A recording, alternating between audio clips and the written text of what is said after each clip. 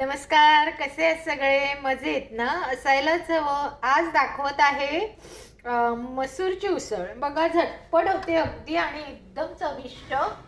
तर सर्वप्रथम आपल्याला इथे एक टोप ठेवून घ्यायचं आहे. हा बघा, मी हा असा टोप घेतलेला आहे. तुम्ही तुमच्या सोयीप्रमाणे कुठचाही घेऊ शकता. आता ह्याच्यामध्ये तुम्हाला तेल घालायचं आहे. मी गॅस ऑन करते आणि तेल घालत आहे. साधारण तुमच्या मसूर केवढी असेल त्या हिशोबाने तुम्ही तेल घाला. आणि या मसूरच्या आमटीला वाटप बिटप काहीच नाहीये, अगदी 2 मिनिटात होणारी आहे ही. तर ती बघा, मी तुम्हाला दाखवते. आता मसूर तापेपर्यंत तेल तापेपर्यंत मी तुम्हाला इन्ग्रेडियंट्स दाखवते काय काय आहेत ते.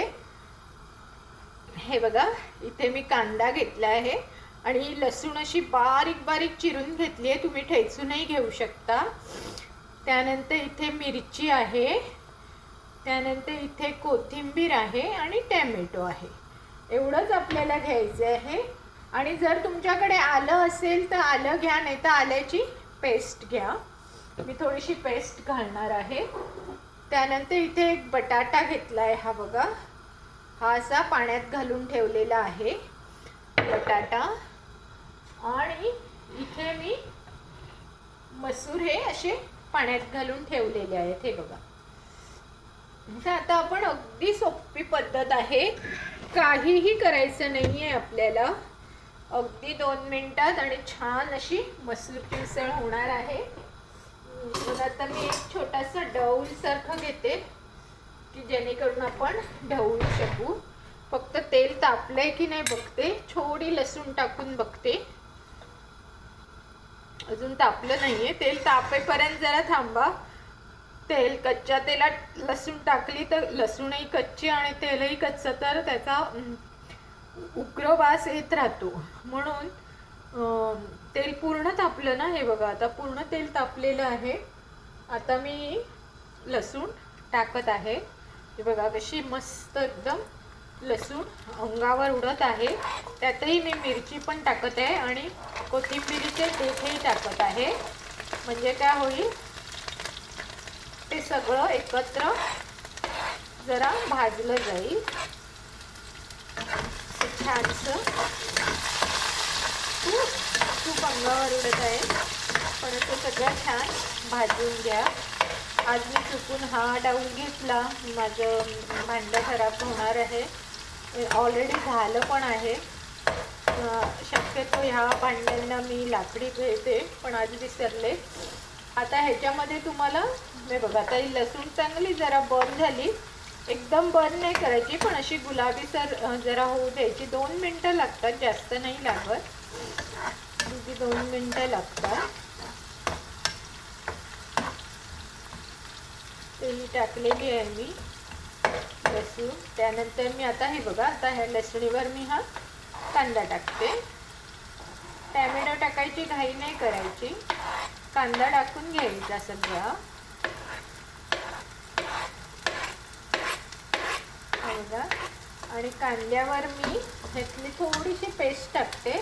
ही जी आपली आल्याची पेस्ट आहे ना, त्यातली थोडीशी मी पेस्ट टाकते, अगदी किंचितची.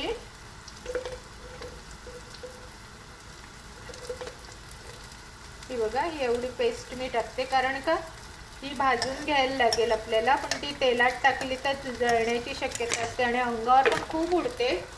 म्हणून कांद्यावर टाकायची, म्हणजे कांद्याबरोबर छान भाजली जाते. बघा, आता ही अशी मी छान भाजून घेत आहे कांद्याबरोबर. आणि आता ह्याला छान असं ढवळून पुन्हा याच्यावर थोडं तेल घालून ठेवायचं. मीठ घालून ठेवायचं, म्हणजे कांदा एकदम आपला छान नरम होतो.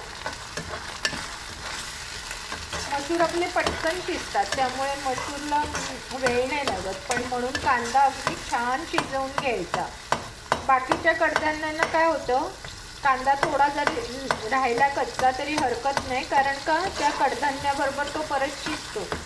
पण मसूरचं काय होतं, मसूर पटकन शिजतात, म्हणून कांदा अगदी पूर्ण शिजवून घ्यायचा. आता मी गॅस मीडियम करत आहे आणि त्याच्यावर झाकण ठेवत आहे आणि 10 मिनिटांनी तुम्हाला दाखवते. 10 मिनिटात आपला कांदा छान कोंबवून होईल.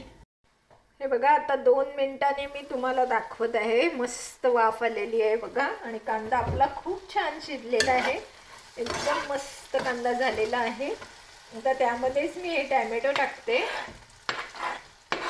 टॅमॅटो जास्त शिजवायचे नाही, टॅमॅटो आपण कच्चाही खाऊ शकतो. थोडा असा कचवट राहिला तर भाजीला खूप छान चव येते. एकदम शिजला तरी चालतो, पण आपल्याला प्युरी नाही करायची, म्हणून आपण थोडासा त्याला शिजवत नाही राहायचं. जेवढा शिजेल तेवढा शिजेल. आता मी बटाटे टाकते. हे बघा, हा अख्खा बटाटा असा चिरून घेतलेला हा बटाटा टाकत आहे. पण हा बटाटा मात्र आपल्याला शिजवावा लागेल, कारण मसूर आपले 2 मिनिटात शिजतात.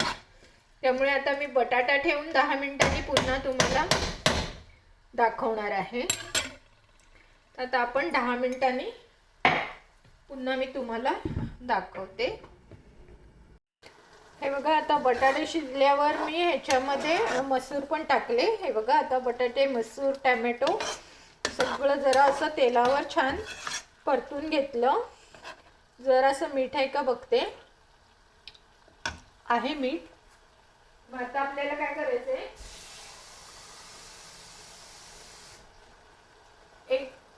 एक कप भरून पाणी ह्याच्यात टाकायचं आहे. आणि आता ह्या पाण्यामध्ये गॅस तुम्ही मोठा करा. पाणी उकळलं तरी चालेल. पुन्हा एकदा पाण्याची चव घेऊन बघा.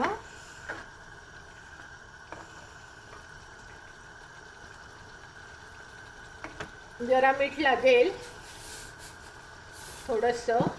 त्यानंतर आपल्याला हळद टाकायची आहे. हळद टाकल्यानंतर मग आपल्याला ह्याच्यामध्ये गरम मसाला टाकायचा आहे.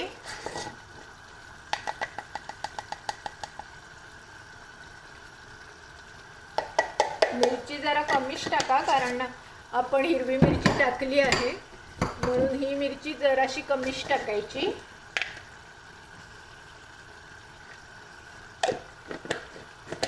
त्यानंतर आपल्याला थोडीशी धने जिरे पूड टाकायची आहे.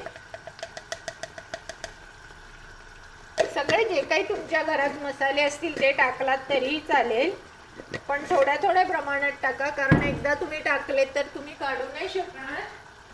जर तुम्हाला हवे तर तुम्ही पुन्हा घालू शकता. आणि माझ्याकडे हा स्पेशल थोडा गोडा मसाला आहे, तो अगदी थोडासा मी टाकते, मग भाजीला छान चव येते. जनरली ह्या भाज्यांमध्ये आता मी आमचूर टाकत आहे. आता तुम्हाला हवं तर तुम्ही कोकम टाकू शकता, नाही तर लिंबाचा रस टाकू शकता.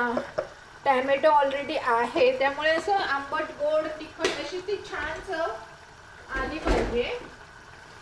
आता हे आपले सगळे मसाले टाकून झाले. पाणी पण उकळण्यात आलेलं आहे. आता असे हे छान ढवळून घ्यायचे पाण्यामध्ये आणि सगळ्याला असं छान बघायचं आणि चव पुन्हा एकदा की चव बरोबर आहे का. अप्रतिम झालेलं आहे, एकदम आंबट तिखट गोड असं छान झालेलं आहे. आता काय करायचं, ह्याला मीडियम करायचं गॅस परत आणि परत 10 मिनिटं ठेवून घ्यायचं, कारण आपल्याला